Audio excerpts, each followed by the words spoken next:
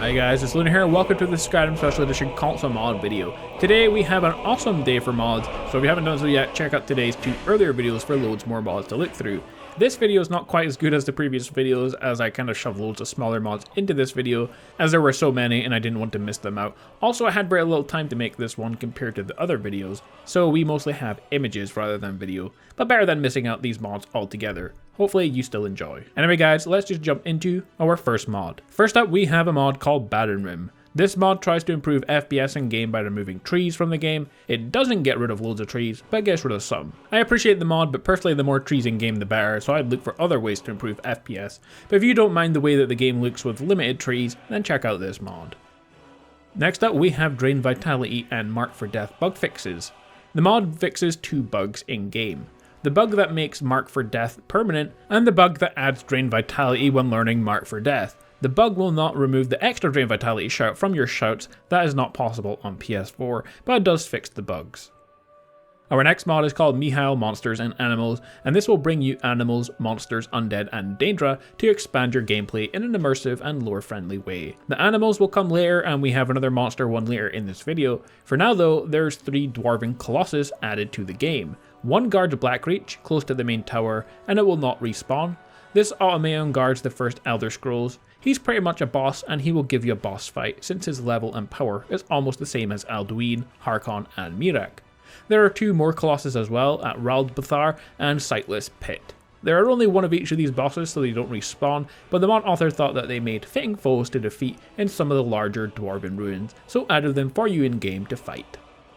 Next up, we have Ring of Where to Buy. Adds a craftable ring that points you in the direction of your current quest marker.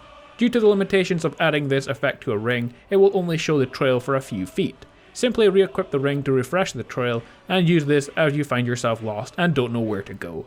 Crafted at the forge along with any other ring in game. Next up, we have Player Damage Decrease. The mod simply changes the damage a player does to an NPC to 0.025 damage multiplier, and the NPC damage to a player to 4.5 on Legendary difficulty.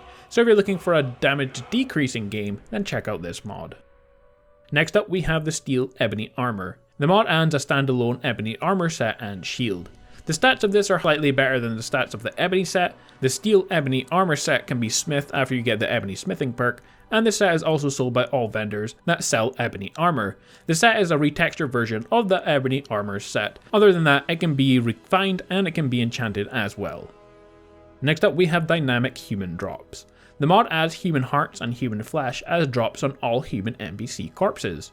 The mod does not change vanilla assets, so there should be no issues with other mods.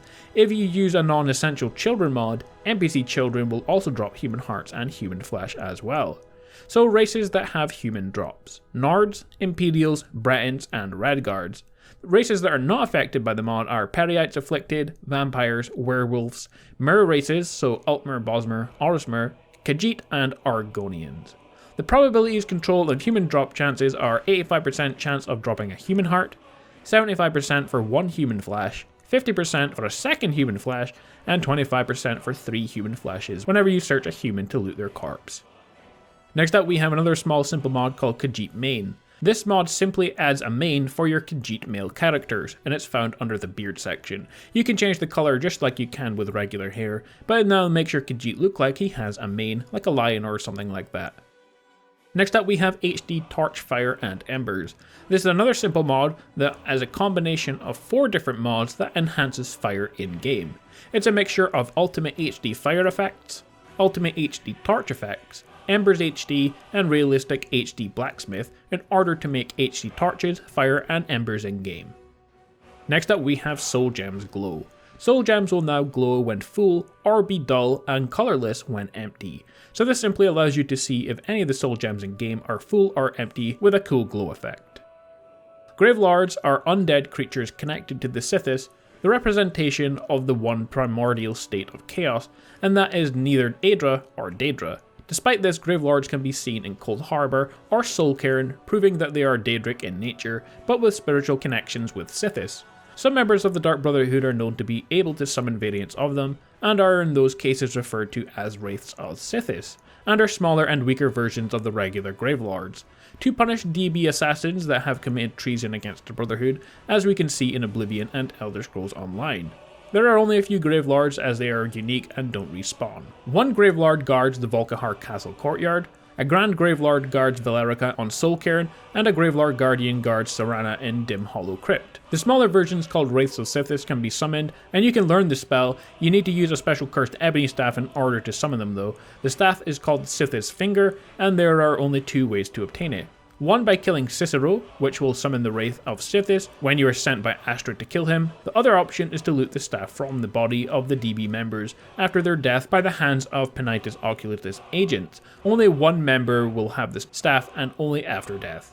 The abilities: all Gravelords can summon hordes of Gravelord servants, a new kind of custom skeleton, and they will drop a bone sword, a heavy but powerful new weapon, usable by players and followers. So a really cool mod. Well guys, there we have it, 11 brand new console mods for Skyrim Special Edition on PS4 and Xbox One for you to download if you like the look of them in the video. This video contained loads of smaller mods and it was a bit rushed as well as I'd had no time to make it, but hopefully you still enjoyed it, and if you did, like, comment and subscribe. I'll be back again tomorrow with more console mods. Until then though guys, stay awesome, and I will see you all next time.